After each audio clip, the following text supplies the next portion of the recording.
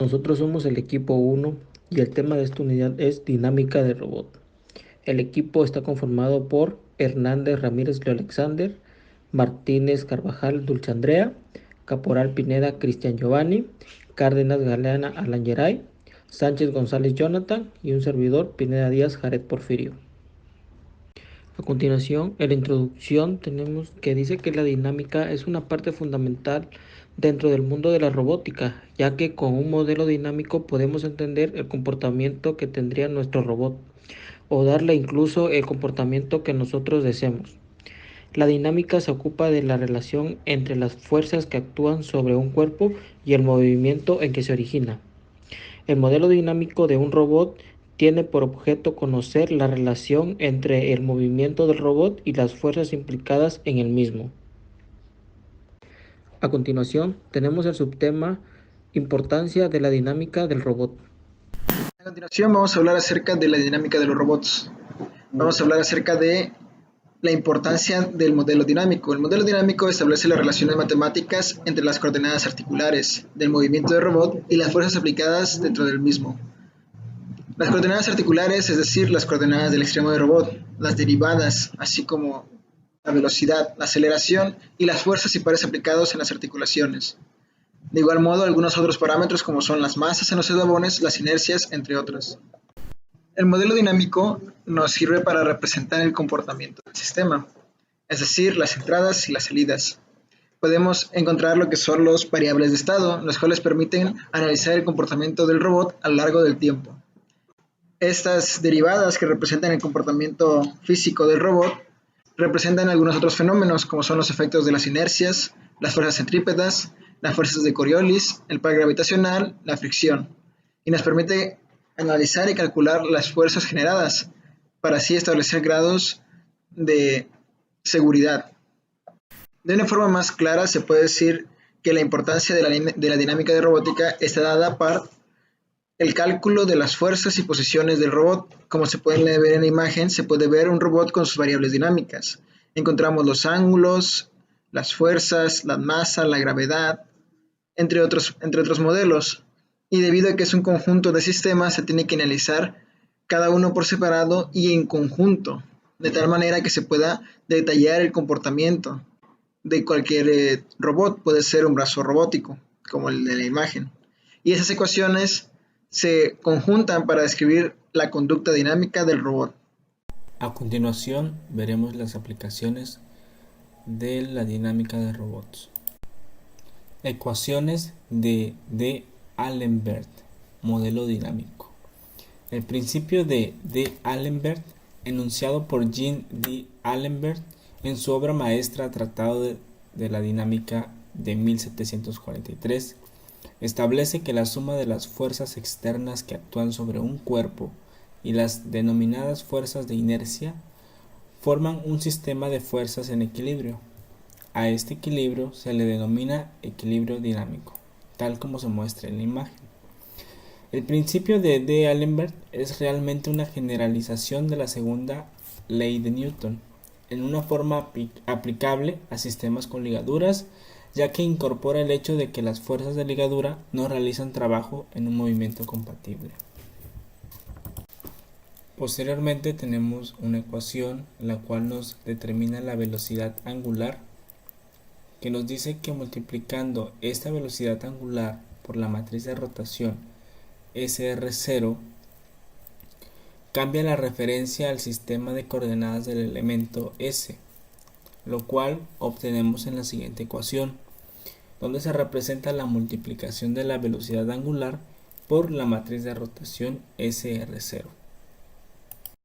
Continuando con la explicación sobre la figura en la cual se tome R testada de S como el vector de posición al centro de masa del elemento S desde el sistema de coordenadas de la base, tenemos que este vector de posición se puede expresar de la siguiente manera: R testada de S igual a la suma desde J es igual a 1 hasta S menos 1 de PJ asterisco más Z testada de S, en donde Z testada de S es el vector de posición del centro de masas del elemento S desde el sistema de coordenadas S-1ésimo con referencia al sistema de coordenadas de la base.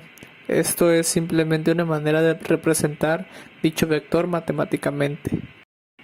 Utilizando las ecuaciones que se han estado mencionando hasta ahorita, obtenemos que la velocidad lineal del elemento S y B de S con respecto al sistema de coordenadas de la base se puede calcular como una suma de las velocidades lineales de los elementos inferiores, como se puede ver en esta ecuación en una esquina de la imagen.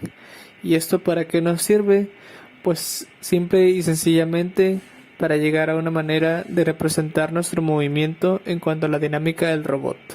Se puede ver un poco complejo, pero actualmente se utilizan modelos más fáciles de visualizar. Ahora vamos a hablar sobre el modelo dinámico simplificado. Uno de los motivos por el cual se desarrollan estas ecuaciones de movimiento GD es para así poder hacer más fácil el diseño de un controlador apropiado para un manipulador en el espacio de estado y así poder obtener un modelo dinámico aproximado de este manipulador. Las ecuaciones son de movimiento y estas se expresan explícitamente de forma vectorial matricial y todas las interacciones y fuerzas de reacción de acoplo se pueden identificar fácilmente.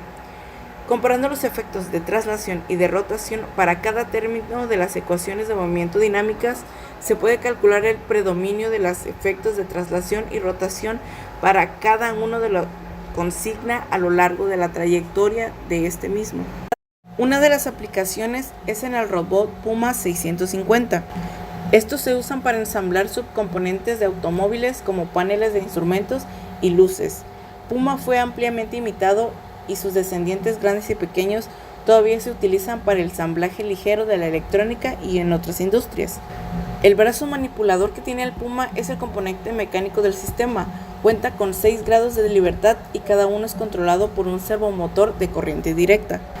Cada uno de sus miembros se conecta al siguiente por una articulación semejante a un brazo humano y cada articulación permite la rotación de los miembros. Haciendo una semejanza con el hombre, este robot cuenta con un tronco, un hombro, un brazo, un antebrazo, una muñeca y una mano. Los elementos DIJ,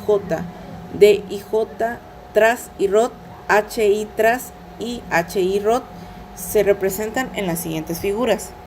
Aquí podemos ver los efectos de aceleración y cómo se va moviendo en cada una de las tablas. Los efectos de aceleración sobre la articulación 1, sobre la articulación 2, la 3, la 4, la 5 y la 6. Cada miembro del brazo es movido por un servomotor de corriente directa de imán permanente, el cual mueve su tren de engranaje asociado.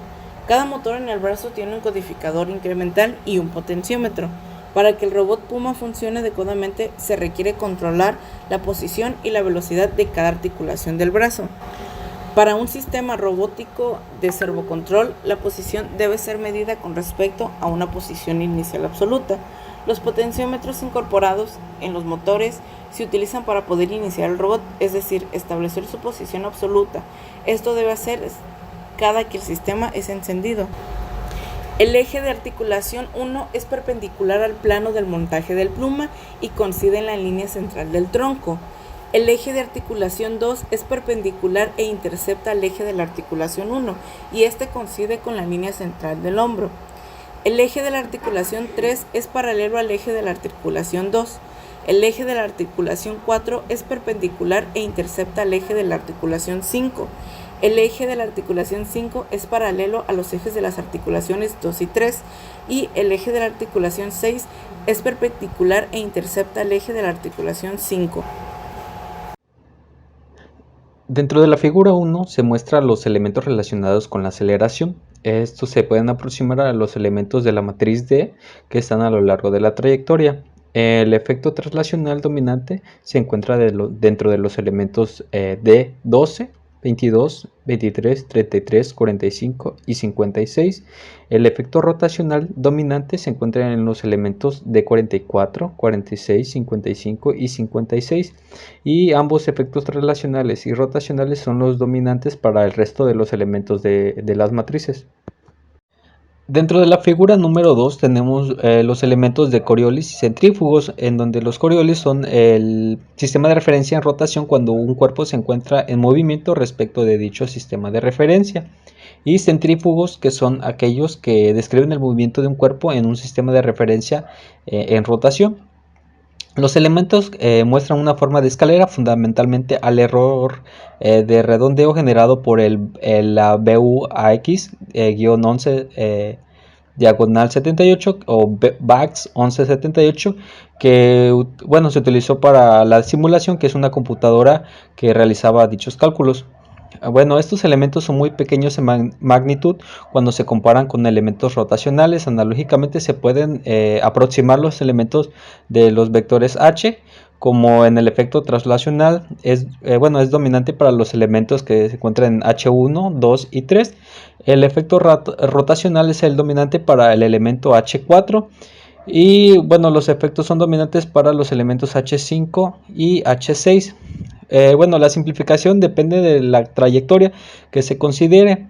El modelo simplificado resultante retiene la gran mayoría de las interacciones, fuerzas o pares de reacción, y pues se acopla con un tiempo de cálculo pues reducido, y esto ayuda a que el diseño de una ley apropiada para controlar el robot de manera pues más exacta posible, pero siempre existe un pequeño error cuando se redondea, pero es lo más aproximado para poder controlar un robot.